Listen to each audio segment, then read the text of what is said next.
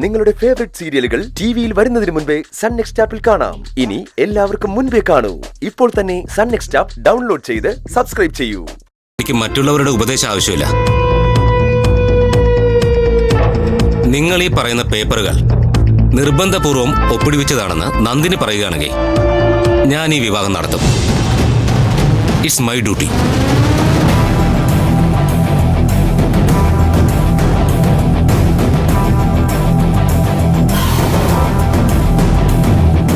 നന്ദിനി പറയേ, ഇത് തന്നെ കൊണ്ട് നിർബന്ധിച്ച് ഒപ്പിരിച്ചാന്ന് പറഞ്ഞാ ഈ നിമിഷം ഈ വിവാഹം നടക്കും. മോളെ, നീ എന്തിനാ ഇങ്ങനെ പേടിക്കുന്നത്? സംഭവിച്ച കാര്യങ്ങള് സാറിനോട് പറഞ്ഞാൽ മാത്രം മതി.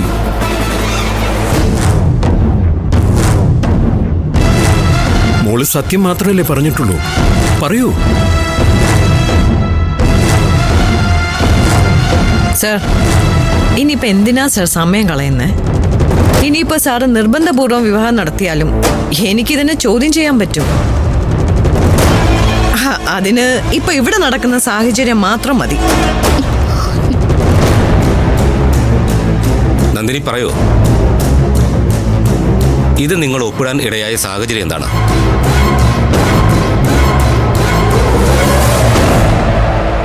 സർ, നന്ദിനി എന്റെ അമ്മ പരിഗണിക്കുന്നത് വീട്ടിലെ ജോലിക്കാരി എന്ന നിലയ്ക്കാണ്.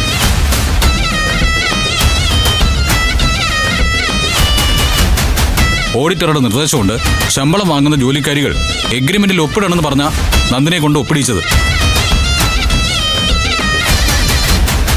അല്ലാതെ ഇതാണ് മാറ്റർ എന്ന് നന്ദിനിക്ക് അറിയില്ലായിരുന്നു സർ. നന്ദിനി താനൊന്ന് പറയേ. അവള് പറയില്ല.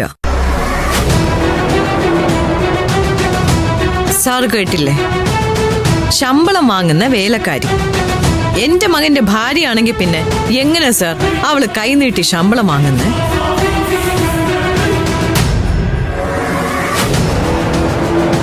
നന്ദിനി, ഇത് തന്നെ നിർബന്ധിച്ചിട്ട് ഫലമാണെന്ന് പറയേ. നന്ദിനി പറയുന്ന അനുസരിക്ക്.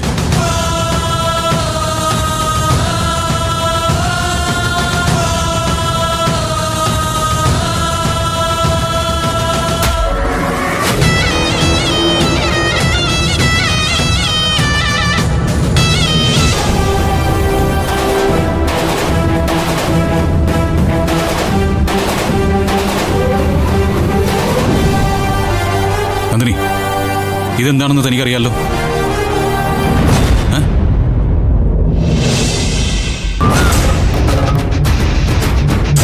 ഒരു ഡിസിഷന് വേണ്ടി താൻ ബുദ്ധിമുട്ടുമ്പോ താന്നൂരമ്മയുടെ മുന്നിൽ താൻ ഇട്ട് നോക്കുന്നതാണ്. താൻ മറ്റൊന്നും നോക്കണ്ട, ഇതിട്ട് നോക്കിക്കോ.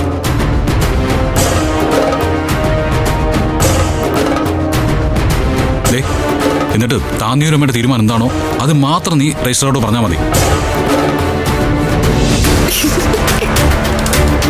ഇതെന്താണ് സർ, അമർ ചിത്ര കഥയോ? ദൈവങ്ങളുടെ പേരിലുള്ള നറുക്കെടുപ്പ് കഴിഞ്ഞിട്ടാണോ രജിസ്റ്റർ ഓഫീസിലെ കാര്യങ്ങൾ തീരുമാനിക്കുന്നത്? ഇത്ര വിഡ്ഢിത്തരങ്ങൾക്ക് സാറിന് എങ്ങനെയാ കൂട്ടു നിൽക്കാൻ പറ്റുന്നത്? നന്ദിനി പ്ലീസ്, ഞാൻ ഇതിൽ ഒരു കള്ളത്തരം കാണിച്ചിട്ടില്ല. സത്യം. നോക്ക്, ഇതിൽ കുങ്കുമം, ഇതിൽ ഭസ്മം. ഇതിൽ രണ്ടിൽ നിന്നും താൻ തിരഞ്ഞെടുക്കുന്നത് കുങ്കുമമാണെങ്കിൽ താന്നൂരമ്മയ്ക്ക് സമ്മതമാണ്. ഭസ്മമാണെങ്കിൽ സമ്മതമല്ല. Please Nandini, please please.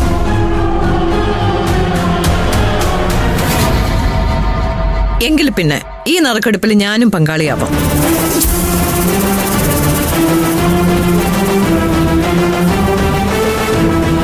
കുങ്കുമാണെങ്കിൽ വിവാഹം നടക്കും. ഭസ്മമാണെങ്കിൽ പിന്നീട് ഒരിക്കലും ഇങ്ങനെ ഒരു വിവാഹത്തെക്കുറിച്ച് നിങ്ങൾ ചിന്തിക്കാൻ പാടില്ല.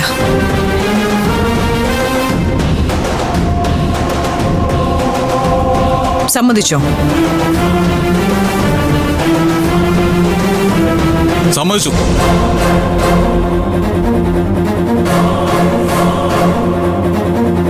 നന്ദിനിയുടെ ദൈവം നന്ദിനെ ചതിക്കില്ല. നന്ദിനി പ്ലീസ്, ഇതിൽ ഒരെണ്ണം എടുക്ക്.